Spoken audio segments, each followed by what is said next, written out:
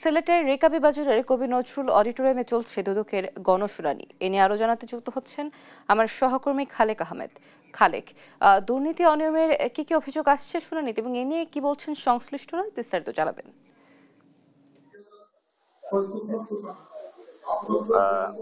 দেখুন, দুদক সিলেট জেলা সমন্বিত কার্যালয়ের উদ্যোগে আজকে সিলেটে দুদকের 191তম গণশুনানি সেটি অনুষ্ঠিত হচ্ছে সিলেট নগরীর রিকাবি বাজারস্থ কবি নজরুল অডিটোরিয়ামে। আজকের এই গণশুনানিতে উপস্থিত হয়েছেন দুদক চেয়ারম্যান ডক্টর মোহাম্মদ আব্দুল মোমেন সহ দুদক কমিশনার, দুদক সচিব সহ সিলেট জেলা এবং বিভাগীয় পর্যায়ের কর্মকর্তা যারা আছেন তারাও কিন্তু আজকের এই গণশুনানিতে উপস্থিত হয়েছেন। আমরা যেমনটি দেখছি যে আজকের এই সভায় সভাপতিত্ব করছেন সিলেটের জেলা প্রশাসক মোহাম্মদ সারোয়ার আলম এবং আজকে এখানে বিশেষ অতিথি হিসাবে উপস্থিত রয়েছেন মিয়া মোহাম্মদ আলী আকবর আজিজি, যিনি দুর্নীতি দমন কমিশনের কমিশনার তদন্ত, এবং উপস্থিত রয়েছেন জনাব মোহাম্মদ খালেদ রাহিম, সচিব দুর্নীতি দমন কমিশন।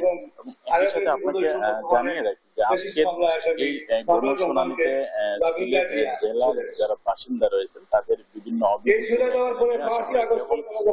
আমরা যেটি দেখেছি দুদক এই গণশুনানির জন্য ব্যাপক প্রচারণা চালিয়েছে, বিশেষ করে বিভিন্ন গণমাধ্যমে বিজ্ঞপ্তি দিয়েছে, পোস্টারিং করেছে এবং ওপেন বক্স সেটি রেখেছিল এবং সেই বক্সের মাধ্যমে অনেকগুলো আবেদন জমা হয়েছিল এবং পরবর্তীতে এই আবেদনগুলো যাচাই বাছাই করে কয়েকটি নিয়ে আসা হয়েছে এখানে এবং সেই আবেদনগুলোর প্রেক্ষিতেই কিন্তু আজকের এই গণশুনানি অনুষ্ঠিত হচ্ছে। এবং এই গণশুনানি সঞ্চালনা করছেন সিলেটের জেলা প্রশাসক মোহাম্মদ সারোয়ার আলম। এবং এখানে অভিযোগকারী যারা আছেন তারা সরাসরি তাদের অভিযোগ উত্থাপন করছেন এবং যাদের বিরুদ্ধে অভিযোগ উত্থাপিত হচ্ছে তারা কিন্তু এখানে এসে সেই অভিযোগের জবাব দিচ্ছেন। একই সাথে অবশ্যই আপনাকে জানিয়ে রাখি যে আজকের এই গণশুনানিতে এখানে দুদক চেয়ারম্যান বক্তব্য রাখছেন এবং তিনি বিভিন্ন অভিযোগের সরাসরি সমাধান সেটিও কিন্তু দিচ্ছেন। এবং এর আগে সকালে কিন্তু দুদকের সিলেট বিভাগীয় কার্যালয়ের ভিত্তিপ্রস্তর স্থাপন করেছেন দুদক চেয়ারম্যান।